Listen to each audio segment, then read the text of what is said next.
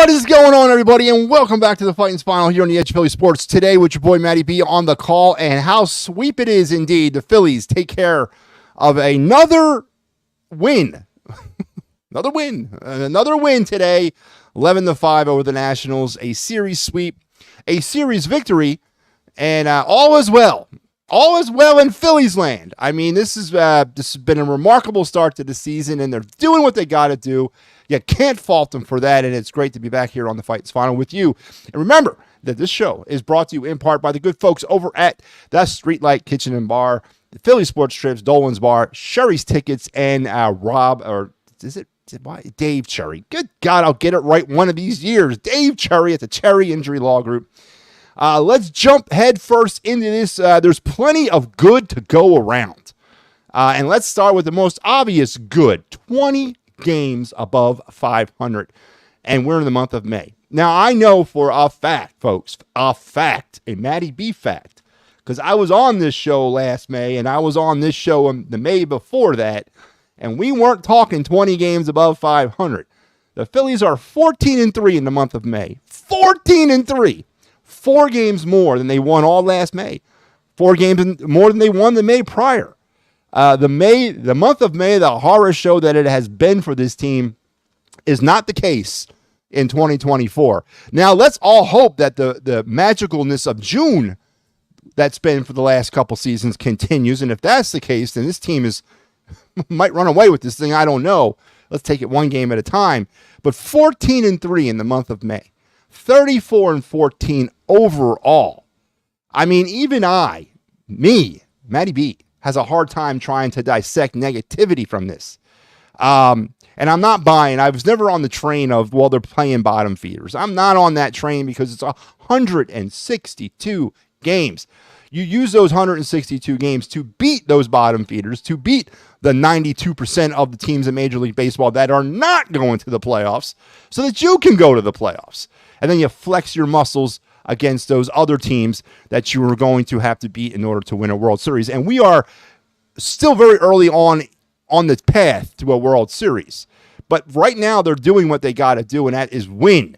Win, baby. Just win. And that's what the Phillies are doing today. So more specifically about this game, Aaron Nola, right, coming off the complete game shutout the other time he was out, looked pretty good through the first 3 innings, and then some of that old Nola returned in the 4th and the 5th as he couldn't keep the ball in the yard, choked away their lead of 2-0. Nationals were able to take a 3-2 lead, but then the Phillies, being the Phillies this year, were obviously not downtrodden about that because they went on to kind of just pour it on against the Nationals in a big way this afternoon, building an 11-3 lead. Got a little touchy there. Maybe, I wouldn't say a little touchy. I wasn't really that concerned about the 9th inning. Spencer Turnbull kind of got himself into some jam, gave himself up a couple runs, but that's okay. When you're up 11-3, I can live with a couple runs. But how about the play of Bryce Harper today? 3 for 5 with a run, 2 RBIs, and Alec friggin' Bohm, man. Alec Bohm, 1 for 3 with 5 runs batted in. 5 runs batted in for Alec Bohm today. To include the home run there, right? The big shot there that got him most of that. So, the 3-run jack. And that was kind of would you consider that jack the one that put the game away, or was it already put away at 8-3 prior to that? I guess that would be the cherry on the top. But Alec Bohm is continuing to have himself a great season, rounding into the form that everybody, I think, was waiting for Alec Bohm to round into offensively, that Jason Worth-esque type power with, a little speed, some contact hitting mixed in. We talked about it a long time ago, kind of comping him to Jason Worth. I haven't heard that in a long time, but I still believe that's true. And he's starting out to hit like him. So all's well for Alec Bohm as he continues to round out into the player that we all hoped he would be. So just an outstanding game. And before we continue on with some of the more good stuff, let's get to the comments, man. Elephant in the room sweep. Heck of a weekend. Most certainly was. Whenever you can win a series. By the way, the Phillies' 10th series win of 2024. They did not achieve 10 series wins in 2023 to about mid-June. So we're about a month ahead of schedule here. So absolutely heck of a win. 20 games over 500. Absolutely 20 games over 500. The Dawn of Mayfair, that you don't got to, Pat, you don't got to tell anybody that anymore. It's understood. Big Al says 20 freaking games above. Yeah. again, I kind of went back on that when I started the show. I can't remember in my ancient life, right? I've been around. I saw the 80 World Series. I went through 83. I went through 93, '08, all that. I've been there, man. I've been there. I don't remember 20 games above 500, with the exception, of course, of the 93 season. Now, everybody's comping this team to the 93 team. Do I need to remind people what happened to the 93 team? Touch them all, Joe. Let's not hope that's where we're headed. But obviously the vibe of the way the season kind of went is definitely very reminiscent of the 93 squad. But I want to kind of put the 93 team still elevated a little bit above this group, because that group truly came out of nowhere. The Phillies have been in the postseason the last 2 years. They've been to the World Series 2 years ago. Should have goddamn dog Diddy back to the World Series last year. And now they're just kind of maybe fulfilling the prophecy 100%. But I definitely get I understand the vibe or the comp to the 93 team. But 20 games over 500, indeed. They could easily be less than 20 losses by the time they hit June. That's a lofty expectation, Al. And with the way the month will break down, I believe we got games with the Rangers, Giants, Cardinals. Is it possible? Yes, absolutely possible. Is it time to jump off the bridge? If not, no, but definitely possible. That Rangers series, everybody is looking at that series as kind of the watermark. I don't really look at the Rangers are not your brothers Rangers of last year. They're not. They've fallen on some hard times. They got some pitching issues.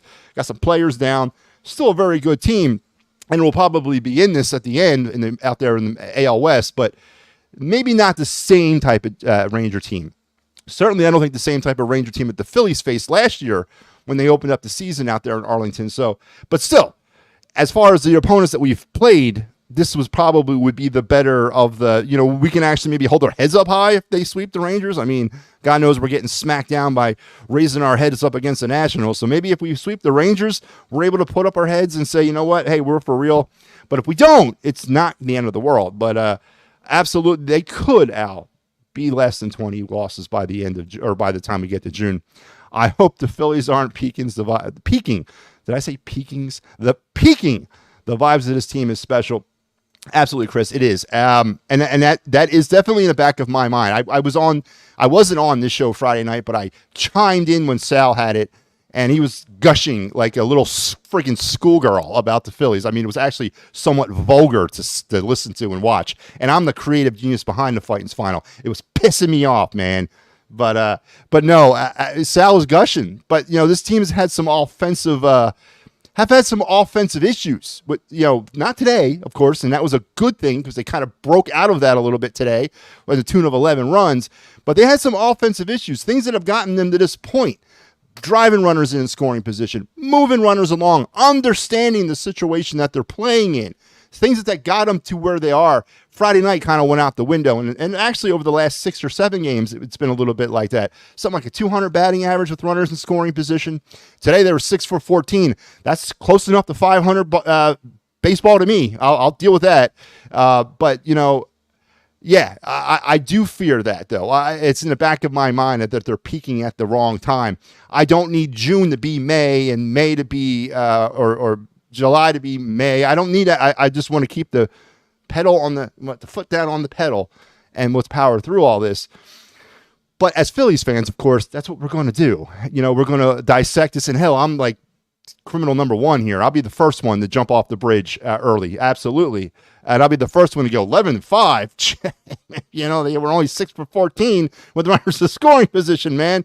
I'll be the first one to do that. So I'm not going to, I'm going to pull a physician heal thyself type thing here, Chris. But I agree with you. It is definitely on my mind as well. And I'm sure it's on a lot of Phillies fans' minds. Do a couple more of these and let's get into some of the box scores and all the other tidbits that the show will have, especially today, Sunday, fellas, kids, right? We got the Down on the Phillies Farm Report. We'll take a walk down Philadelphia Philly minor league system, check out on all the teams, see who's doing it, see how they're doing it, and see how the team is doing it at this point here in mid-May. Andrew, welcome back, my friend. The backup catcher spot is a worry. Stubbs gives his team nothing. No, he does. Listen, Andrew, I was on that train, but Stubbs does give this team something. He gives this team impeccable party clothes taste. He is the Phillies party fashionista, right? With the empty Budweiser beer case hat and the overalls. Don't sell the man short, Andrew. He does provide this team something very important come October. He's the entertainment director down in the clubhouse when they win. So let's not sell the man short, Andrew. We don't do that on this program. We give everybody credit, Andrew. Obviously, I am tongue-in-cheeking you right now. I agree with you. The backup catcher position is scaring the bejeepers out of me. We don't have anything lower or ready other than Garrett Stubbs. We used to have a kid, Logan O'Hoppe, where have you gone? We used to have somebody right there ready to pluck. Imagine Logan O'Hoppe. Imagine him right now as our backup catcher, where Garrett Stubbs is off there in the background preparing for the after party. And then he could do all that all he wants, as long as I have me some Logan O'Hoppe. We don't have that. I need to come to grips with that. There's a couple younger catchers in the system, but they're way off. Rafael Marchand, the kid who's been trapped in Lehigh Valley, it seems like, for 5 years.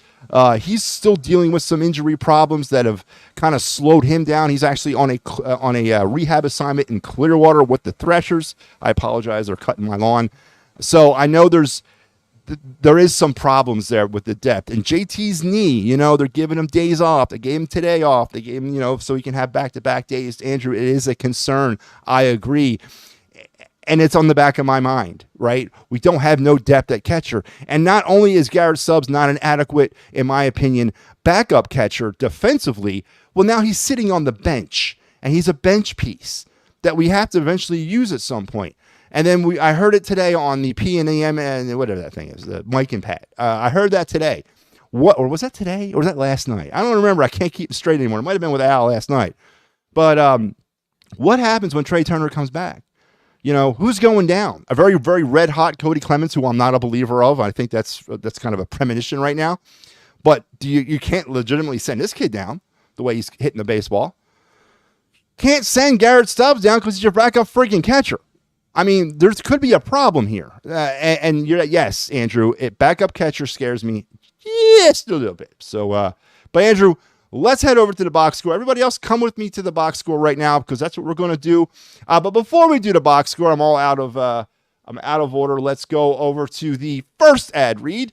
The great people at the Streetlight Kitchen and Bar at 5400 Fern Boulevard in Drexel Hill, PA, at the Holiday Inn and Suites at the Delbrook Event Center. Every time I say it, I picture Al's face, and there's a reason. It's an inside joke. That's why I keep laughing. Don't worry about it, everybody. Just go along with me. But the good people at the Streetlight Kitchen and Bar for breakfast, brunch, happy hour, dinner. Is dinner and supper the same thing, or is it part of your whatever? And drinks, and of course us at the Phightins Final. We have a tendency to pop in and out of there from time to time. We were there in May. We were there in April, and Al's on this stream, I think, somewhere. Al, are we going in June? Let the good folks out there know.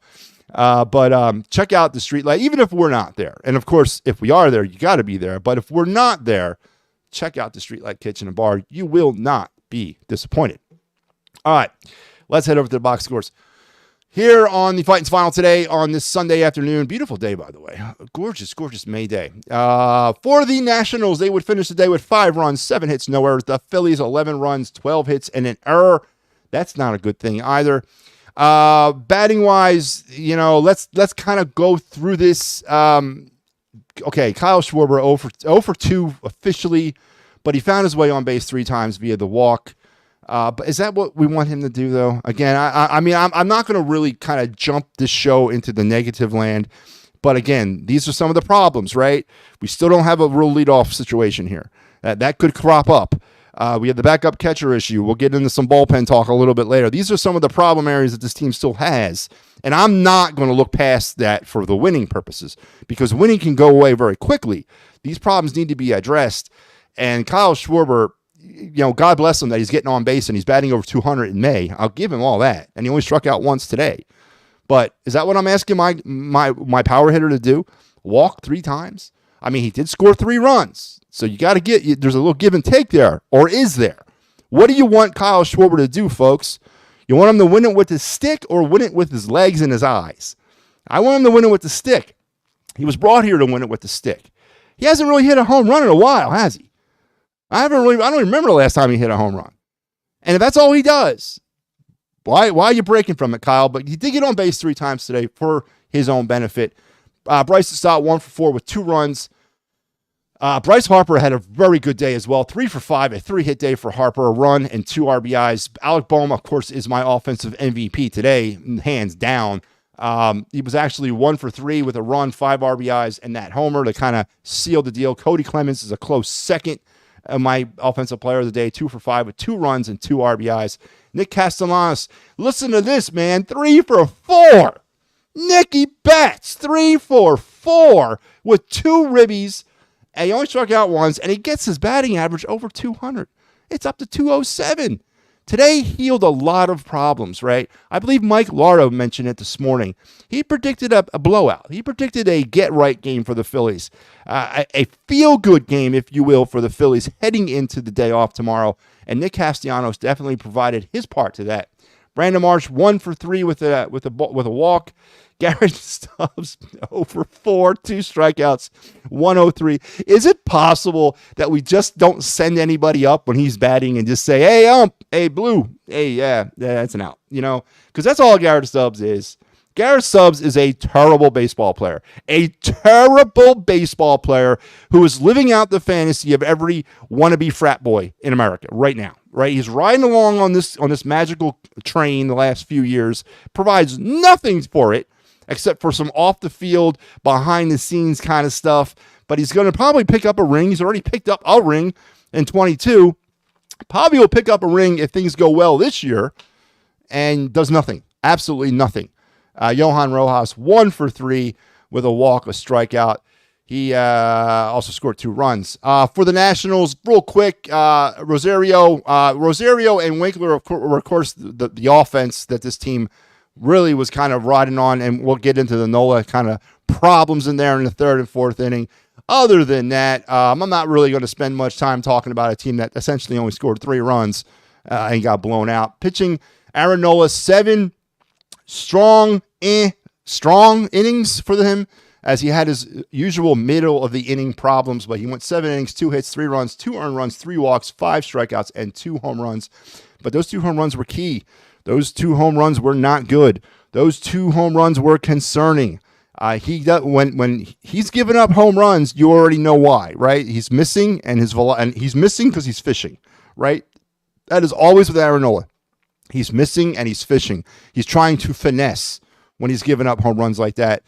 Sir Anthony came on and pitched a scoreless inning of relief, and then Spencer Turnbull ran into some problems in the 9th inning. He gave up 4 hits, 2 runs. They were earned. He struck out 1. The Phillies pitching staff struck out 7 Nationals today, and they walked 4. Nola would get the win. He's now 6-2. On the Nationals side of things, Williams 4 1/3, 5 hits, 3 runs. They were all earned. 1 walk, 3 strikeouts. Barnes, who gets the loss. Garcia, Weems, Law, and Rainey would also pitch for the Nationals in a losing effort today. Scoring summary, Castellanos would get the Phillies rolling in the 2nd inning when he would knock in Roger Clemens with the single. I know I was going to say it eventually. Cody Clemens with the single to make it 1-0 Phillies. Alec Bohm with sac fly in the 3rd, knocking in Bryson Stott to give the Phillies a 2-0 lead, and all was right in the world until the 4th and 5th innings for the Nationals, as Rosario would jack a 2-run shot, tying things up in the 4th, and then Winkler would solo shot in the 5th to give the Nationals a short-lived 3-2 lead, but then it was all Phillies all the time. Bohm with sac fly in the 5th inning. They had a big inning. Bohm would knock in Schwarber to tie it up. Clemens would double in Harper and Stott and make it 5-3. Castellanos would then knock in Clemens to make it 6-3. In the 6th inning, Harper would double in Rojas and Schwarber to give it an 8-3 lead, and then Bohm with the cherry on top, the 3-run homer in the 8th. Ruiz would knock in the 2 runs that the Nationals scored in the 9th were Ruiz and Young, both with the RBIs. But, hey, man, I'll take it, man. 11-5, Phillies are the winners. They are now a solid 20 games over 500 in play here in 2024. So let's go back up to, man, there should be like a little thing so I can remember. Oh, no, that was Andrew. Okay. The Phightins final after a sweep. Yes, James Scorza. Absolutely. The Phightins final after another sweep. Absolutely. It would be it. Would I trade for Mason Milner, and how much do you give up? Chris, I think we all need to get Mason Miller and Presley out of our little minds right now. There's no way, nothing on this heaven or earth that's going to assuage the Oakland Athletics, who are a team that's actually playing above expectation level so far in 2024, to part with potentially the next greatest thing in closer. And number two, what are we going to do with them here? We don't have roles for pitchers. No one wants to do that. No closer, especially a young one, wants to come into a situation where he's got the mindset of a closer. He's a young kid. He's working towards being a great closer. Now he's going to come into Wacky Rob's world, and he's going to be the setup guy one week, and he's going to be the long guy the following week, and he's going to be short relief this time. Then he might close. Listen, absolutely, he's a talent, and absolutely will be a better team if we had him. But in order to part, for what we're going to have to give up, what we're going to have to say adios to in the farm system, I'm not really ready to say goodbye to. It's goodbye Crawford. It's goodbye Miller. It's goodbye Painter and goodbye Abel. Goodbye McGeary. Probably a couple others are going to have to be part of that trade. And I'm not ready to mortgage my system like that. I'm not. The Phillies are a great, great story right now.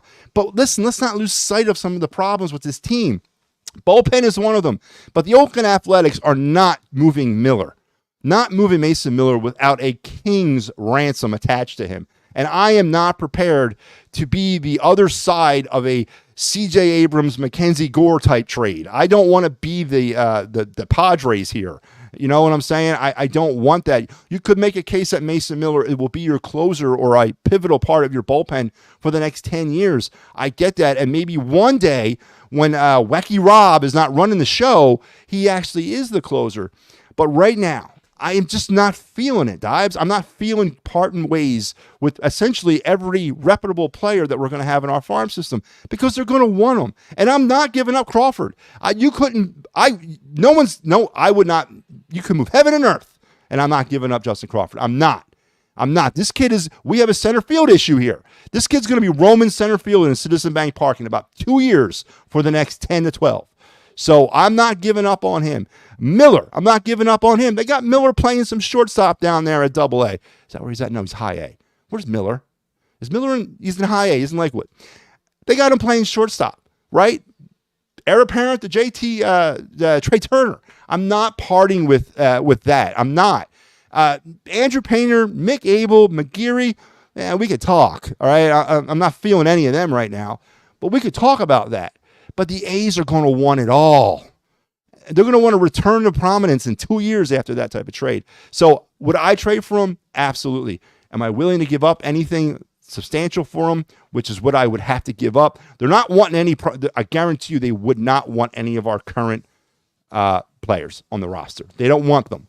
They want what's in the system. They know they're building for the future when they're the Las Vegas A's. So they want to build for that future, and I am not prepared to mortgage our future. We finally got the farm system kind of straightened out. I'm not willing to go right back to the dark ages. So no, I am not willing to give up what the A's would want in return for Mason Miller. Not.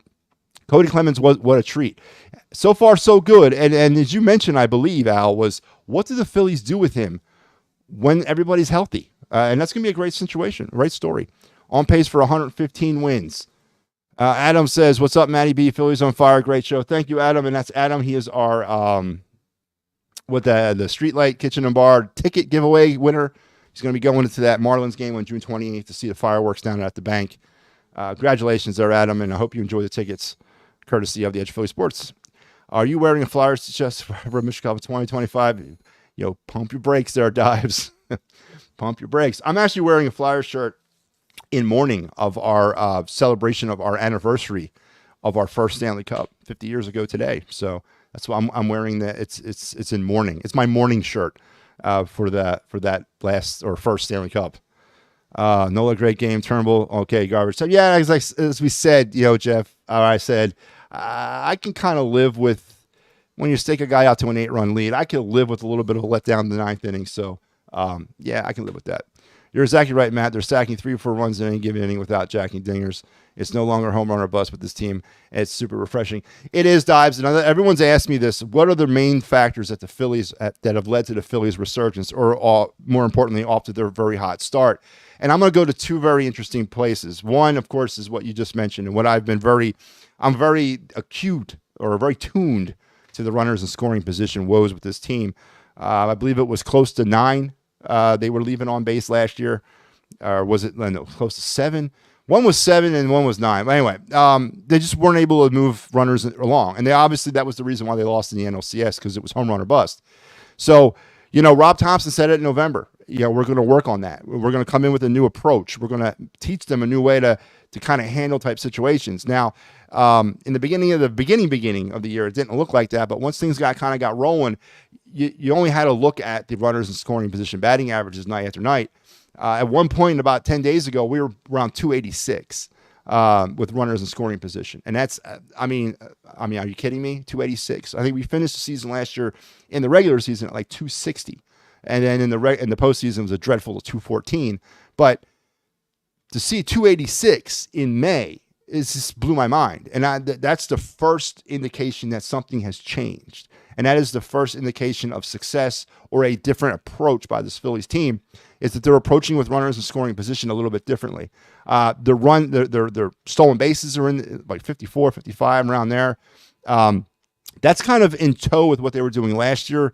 It was Rob Thompson, I thought, when he first took over in 2022, one of his more interesting things for this team was to be more aggressive on the base paths. And that was evident right off the bat.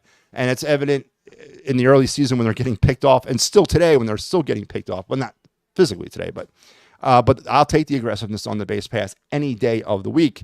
But the other friggin' area that has taken this team to this expectation or this height has to be the starting pitching. Has to be the way the starting pitching from the very beginning of the season has not missed a beat. And they started the season relatively healthy. Everyone was really in the starting rotation that was supposed to be there, with the exception of Ty Walker. And then, of course, we've gotten the phenomenal pitching performances of Ranger Suarez to go along with all that. But that has been, to me, the most significant difference of this Phillies team than last year's. Last year's Phillies team starting rotation did not round out into form until the end of July, when Chris Sanchez showed up after he was dealing with injury to stabilize the back end of the rotation. We were a dreadful 2.5, maybe 3 pitcher rotation up until the end of July, and then things finally clicked in. But from this point, or my standpoint from this season, it's been right out the gate with the starting pitching being average to well above average. And then you factor in the historicalness of Ranger Suarez at the start of the season. It is hands down, to me, the biggest change or the biggest factor of why we're 20 games over 500. And then you sprinkle in with the runners in scoring position and the ability to see a baseball situation and not just see the fence, but see the benefit of a double, to see the benefit of a friggin' fielder's choice, to see the benefit of a slash bunt, to see those benefits of a double steal, whatever, to see that those things get you runs, working counts, get you runs because it drives up a pitcher's pitch count by the third inning. Those things get you runs. To see that, it's been a beautiful thing. I ain't gonna lie. That's blending this new crappy millennial baseball with the old school baseball that I was raised on. So it's been an outstanding thing to watch. He feels sorry for Stubbs. I do not. We don't need a cheerleader. Yeah, no, we don't. Ellis says his team don't give up. Ellis, they're busting their butts for the city and for themselves. Are you Logan O'Hoppy's dad? Let him go. I can't let him go, because every time I see Garrett Stubbs up there up there doing absolutely nothing on the dish, I think of Logan O'Hoppy. Oh, Logan O'Hoppy. I think of him. What a great piece he would be right now to have on our bench as our backup catcher, instead of dancing on my own poster boy there. I'm telling you, man, we're gonna rue the day that we got rid of Logan O'Hoppy. Say it with me, Drexelbrook. Yes, it's the Drexelbrook. I know how to say it. God damn it. Philly special. Yeah, yo, what's up, man? Who's the most valuable hitter on this team right now? Harper Stott Bohm. Harper Stott Bohm. Listen, it's got to be Alec Bohm, man. It's got to be Alec friggin' Bohm. The only thing I have a problem with Alec Bohm is where he bats. I think he should be batting 2. I really do. I think he's a typical 21st century 2-hitter. But no, it's Bohm. It's Bohm 100%. If we were moving off to Arlington today for the All-Star game, it's Ranger on Bohm. They're going hands down above anybody on this team. They should be our All-Star representation. You could probably make a case for Wheeler and Nola, depending on how the rest of their first half goes. But if the season were to end, or if the first half were to end today, and all of the All-Star voting was done today, it would be definitely Bohm and Suarez for me as Phillies All-Stars. Bohm has been our offensive MVP, and he's been playing really good defense too. It's great to see. It's great to see, a homegrown talent that came from our farm system will be anchored at third base for probably, and then he's still under team control for the next, 3 years at least. Friendly type arbitration deals before we got to break the bank on him. It's beautiful to see, and it's great to see it purely from the minor league standpoint that we got a guy from our system that has blossomed like this. And if you mentioned the other guy in your little thing here, Stott, another homegrown player. So I think the better part of your question, Chris, is not who is our offensive MVP or who is our most valuable hitter. It's the 2 names that are homegrown talents that are on that list that make me feel the best about this team right now that we're talking about. 2 out of the 3 of them were brought up through the Phillies system. So it makes me feel better. It makes me think that they have turned the corner with the farm system. So great question, Chris. All right, let's go back to the show I got hijacked by you people. Let's head over now to the Broad Street Bottom Line. Today on the program, the Broad Street Bottom Line is brought to you by the good folks over at Philly Sports Trips. Make all your Philly sports tripping fantasies come true with your clothes on or off, dancing with somebody else or by or alone, whatever you want to do. Philly Sports Trips will make it happen for you. Just go over there and give them a holler at Philly Sports Trips, www.phillysportstrips.com. Trips to Baltimore, Chicago. Man, I saw something to Boston. Where did that thing go? Was I dreaming that? But I thought I saw something for Fenway. I think they are going to Fenway this summer. I know they're going to Pittsburgh too. So not to mention that I'm sure they're very much hard at work for your Eagles road trips as well. So head over to Philly Sports Trips and let Vince and everybody know that we sent you over here at the Phightins Final. And now let's head over to our Broad Street Bottom Line here on this again. Once again, lovely Sunday afternoon.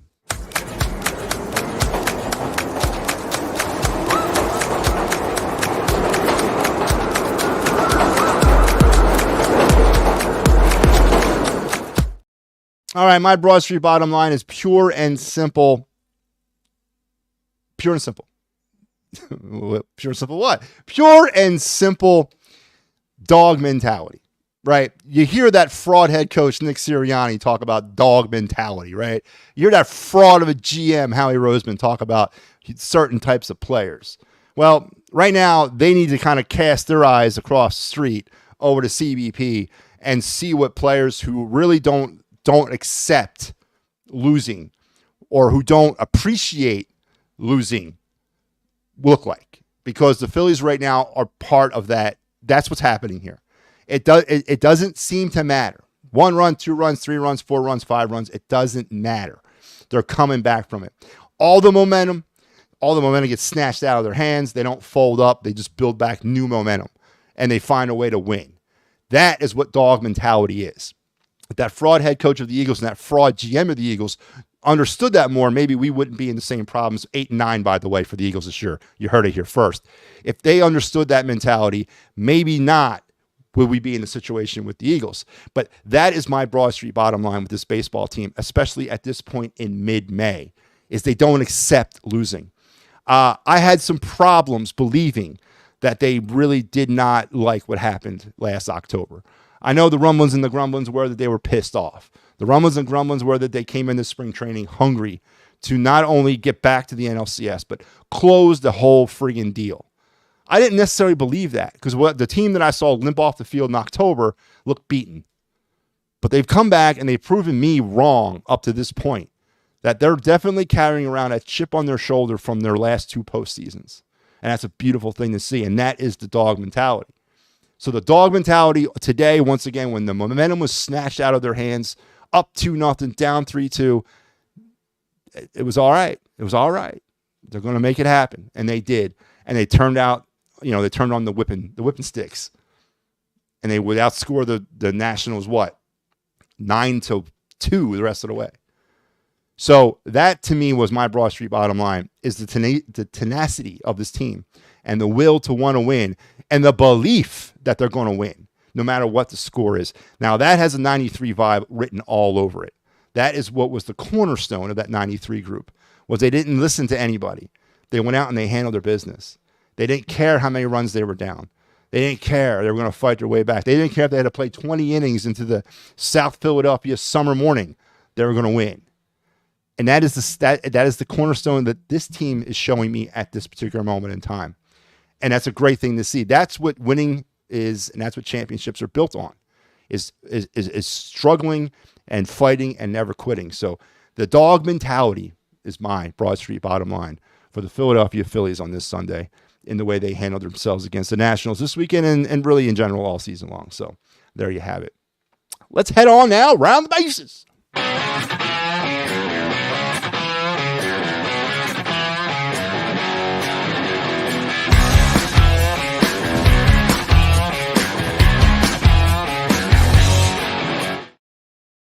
All right, here we go. The round the base segment here on the Phightins Final on this beautiful Sunday afternoon. Let's start in San Francisco, where they're in the top of the fifth. It is 1-0 Rockies over the Giants. At the end of the fourth in Chavez Ravine, it is 2-0 Dodgers over the Reds. In the top of the fourth out in the desert is 3-1 Diamondbacks over the Tigers. The Padres and Braves are your 7 o'clock ESPN game tonight, a must-watch game to get a little bit of a scouting report on them Bravos out there, kind of see where they stand. Games that have gone final: 11-3 Red Sox over the Cardinals. It was 7-2 Yankees over the White Sox. 6-3 Orioles over the Mariners.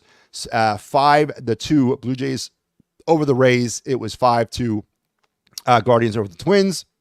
The Mets beat the Marlins 7-3. Astros beat the Brewers 9-4. It was 8-4 Royals over the Athletics, 3-2 Pirates over the Cubs, and 4-1 Angels over the Rangers. And there you have round the bases on this beautiful Sunday morning, afternoon. And that was brought to you by the great folks over at Dolan's at 24 East Sellers Ave. And remember, next Saturday, less than 7 days from now, 6 days from now, it will be the Wiffle Ball Mania Spring Classic at Dolan's with John Crook and Mickey Morandini. Bring the whole family out and tell everybody that Big Al sent you. That's right. Tell them all that Big Al sent you, because EOP will be actually there. I know there's some plans for that.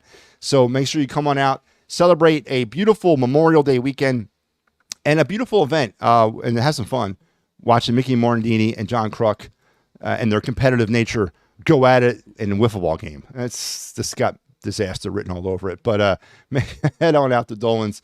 And when you're done with Dolan's, make sure you're checking out the great deals offered at Sherry's Tickets at Sherry's Ticket Town at www.sherrystickets.com. You get great prices. You get no hidden fees. What you see is what you get. Sports, concert, and theater events. Save an additional 10% when you enter the promo code EOP10. Make sure you head over there today.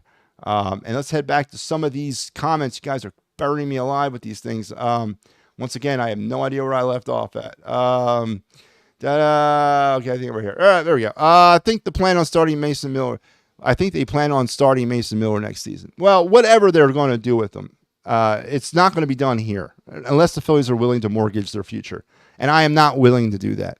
Our future is writing itself, right? We got some players that are now in our system that are going to start kind of pushing their way up a little bit. Now, they might be lower level guys at this particular moment in time, but I'm really interested in what some of these guys can do. I spent a lot of time looking at the Phillies minor league system, and I'm liking a lot of some of the talent. I'm not prepared to mortgage the future on Mason Miller. I'm not. I just call me an old school guy. I just don't want to do it. He's a great talent, and if I could get him on the cheap, yeah, but the A's are going to want, they're going to want your next born kid, man. That's how much they're going to want. Who's the most valuable hitter? Oh, yeah, I already got that one. What am I doing here? Any concern about Turnbull being in the bullpen? The only concern I have, Dives, is about Turnbull is being in the bullpen is that's not his thing, right? He's a starter, and he's taken the good teammate side of this by saying, I'll do whatever they want me to do to win. I know there's some concern with Tommy John coming back from that full year back from Tommy John. I know second year back, first year, full year back. I understand that, but that's not what he is. He's not a relief pitcher. And that is a mentality, man. And that's where I think some of the problems with this team are. It's not necessarily in talent. It's how we're using the talent. And I'm really concerned about some of that. Am I advocating for a 6-man rotation? No. But would I advocate Sanchez in the bullpen versus Turnbull? Yes. I could use that. I could make that work better. Spencer Turnbull is a starter. That's what he is. Now, as I said, he's being a good teammate by saying, I'll do whatever they want me to do. But he wants to be a starter. That's what he's been his entire life. And that's where he feels he's the most productive. So, concerned about the mental aspect of it, yes. The performance aspect today, not his best thing. When was the last time he pitched? Was it Wednesday or so? I don't know. It's a whole other mindset being a reliever versus a starter. And when you are a starter your entire life and they tell you this year, you know what?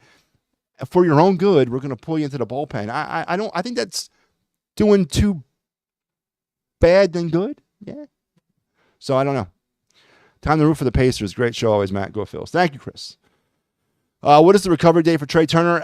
It is day to day, week to week, hour to hour, minute to minute. We're at day 16 right now. He's out doing work. He's doing light work. But Al mentioned this the other night. The timetable is still the original 6 weeks that they put him on. But why fix it if it ain't broken, right? Let's ride the wave. Trey Turner can take the 6 weeks, maybe 7 if he needs. Because I need Trey Turner in September and October. I need Trey Turner to be maximum Trey Turner in September and October. Not May and June when we're playing this way. Right? I don't need him right now. I need him in September and October to be 100% fully recovered in order to push us to a championship. So I hope the last I had seen about the timetable was the 6 weeks. That he's day by day, he's working it out. It's feeling better. It's getting stronger. Less and less pain. But there's no hurry, in my opinion, for Trey Turner. I want September and October Trey Turner, not May and June Trey Turner. Let him take his time, in my opinion. Keep winning even if some of your key players are hurt. That's what championships teams do, Chris, right? Next man up mentality, right? I guess the hobby will make us pay in the playoffs. I don't know are the Angels going to get to the playoffs? I don't even know what the hell the Angels are doing. Stubbs is here for 2 reasons. Speed and pop time. Could do better for sure. Speed and pop time. Okay, speed. Speed as in terms of on the base pads. Really? Do we need another one of those? I need a bat, Steve. I know you're not necessarily advocating for the continuedness of Garrett Stubbs, but I need more. I need more than that, right? His pop time, I can live without that. I mean, he's okay. He's not great. But he gives me nothing off the bench, man. He's a bench piece. He's probably one of the reasons why Jake Cave got up that final at bat in the NLCS last year. It's because no one wanted to give it to Garrett Stubbs. So I get what you're saying, Chris, but give me some offensive. Give me some offense. I need some offense, man. But I get what you're saying. Sorry about that. I get what you're saying. Brad saying, hey, checking an awesome game. Next up for the Phillies is Texas Rangers. Yeah, it'll start on Tuesday. Phillies will have a day off tomorrow before the Rangers come in on Tuesday. What Phillies could do, the home run derby. Who cares? Obviously, let's send the usual suspects, Kyle Schwarber and Bryce Harper. 2-0 Dodgers over the Reds so far. Yankees are all on our tail for the best record. Again, who cares? Just tuned in. We saw the Iron Pigs play Norfolk Friday night, and last night, Reading versus Richmond. The Flying Squirrels, baby, one of the best names in all of baseball. Abel may be willing, but he's not ready and able to at this point. David Dahl was the only one that stood out in double. And double Ed Dela Cruz could be an option for the Sixers if they doesn't pan out. I get you saying, David. And I guess what? You know what, David? That's a perfect friggin' segue to our final segment of today. It is Sunday. So you know what that means, folks. That's right. It is time to head on down to the Phillies farm, brought to you by your boy Matty B here on the Edge of Philly Sports and on the Phightins Final. Let's get it started. This is our weekly segment where we go around the Phillies minor league system, the 5 levels. That's right, we're back to 5 now because the Florida Coast League Phillies, the rookie leagues, they apparently started their season back on May 4th. How did I miss that? I don't know. But we're going to talk some rookie leagues today as well for the first time this season. So let's get it going and let's head on down to Clearwater to those aforementioned FCL Phillies. 2-2 for the week. Their season began on May 4th. Their overall record is 5-5. Their position player of the week is Arun Escobar, the third baseman. 4 games, 11 at-bats, 4 hits, 5 runs, 2 homers, and 3 RBIs. Your pitcher of the week is Daniel Padulo. I'm sure I'm messing all that up. He had started 1 game, no wins, went 5 innings, 5 hits, 1 run, and 5 strikeouts. As I mentioned, the season began on May the 4th, so the rookie leagues are now in full swing as well as every other league. And if you have a problem with the graininess of the pitcher, the picture of the pitcher, you try to find me a clear picture of a kid who plays in the rookie leagues. It's damn near impossible. But I'll work on it for next time, I promise. All right, let's head on up let's go across the street to the low A Clearwater Phillies, or Clearwater Thrashers. 5-1 for the week. They're continuing their torrid start of the season, 26-12 now overall. Your position player of the week, that's right, you're not seeing it. That is not a misprint. Rafael Marchand, who is down there, I mentioned this earlier in the show, he's down in Clearwater on a rehab assignment. Remember, he got hurt in spring training, and now he's down in Clearwater with the Thrashers on a rehab. This week, he went 3 games, 7 at-bats, 3 hits, 2 runs, a homer, and 3 RBIs. Your pitcher of the week is, once again, for a second week in a row, Casey Stewart. Game started, a win, 5 innings, 6 hits, 4 runs, and 7 strikeouts. Another notable note, pitcher George Klassen. Remember him? The minor league pitcher of the month of April for the Phillies, who left a start on May 3rd with shoulder soreness. The Phillies have reported that the injury is not considered severe and that they are kind of doing a day-to-day on Klassen. So hopefully he'll return to the starting lineup or starting rotation soon, to build upon that really, really strong month of April and potentially kick him out the door up to Lakewood by the end of the season, get him some more work at a higher level. But 5-1 for the Thrashers, 26-12 now on the season. Let's head up to the Jersey Shore for your high A Jersey Shore Blue Claws, 2-4 on the week. They've kind of fallen down to earth a little bit, 21-17 now for the season.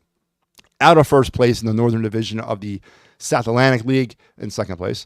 Your position player of the week is Brian Rincon, the shortstop, 3 games, 10 at-bats, 2 hits, 4 runs, 2 homers, and 5 ribbies for the young man. And your pitcher of the week is Andrew Baker, 3 games, appeared in 3 games, no starts, no wins, 3 innings, 3 hits, 2 runs, and 7 strikeouts for the 2-4 for the week Blue Claws, and 21-17 overall Blue Claws at high A.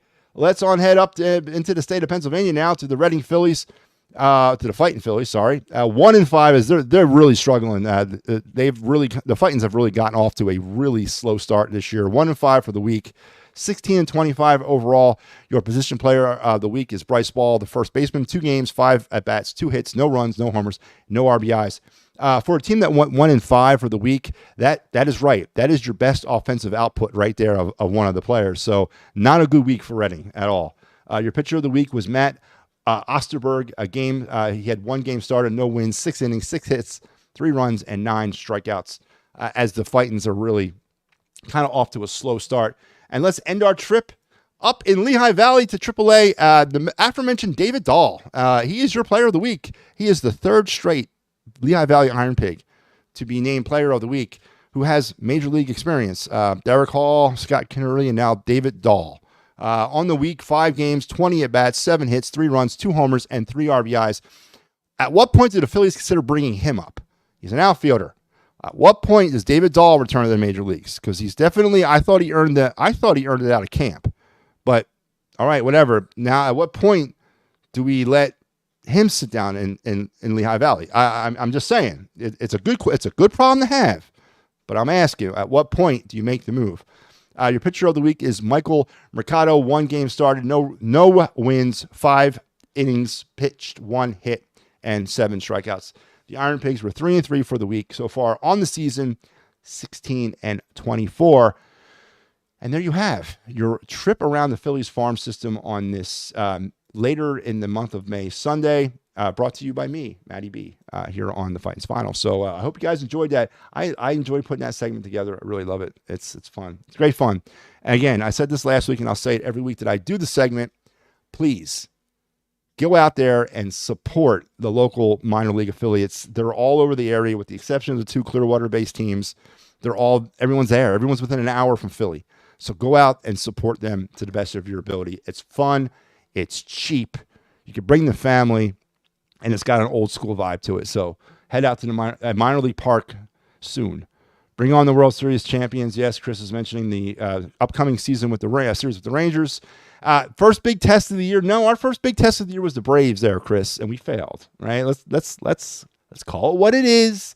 Our first big test was the Braves, and we failed. All right, Chris, let's live in reality. The Braves smacked us out. That's absolutely right, Stephen. Very good.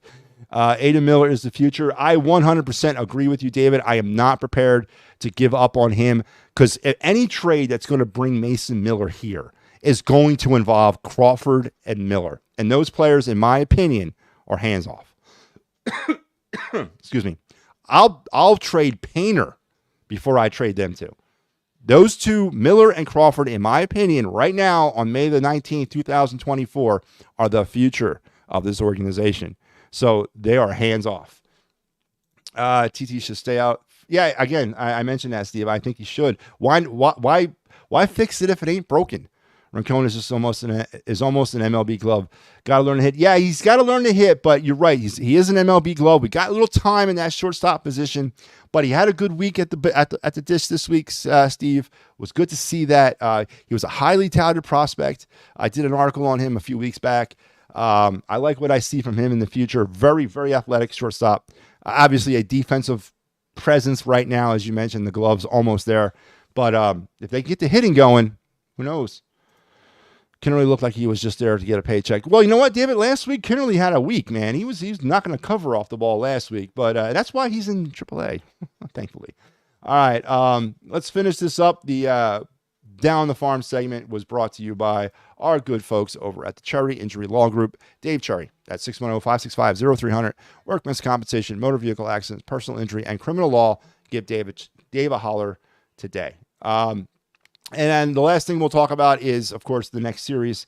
The Phillies will face the Rangers on Tuesday. Day off tomorrow. Tuesday, Wednesday, and Thursday. It'll be Andrew Heaney going against Taijuan Walker. 6:40 start time at Citizen Bank Park. And, of course, that's right, folks.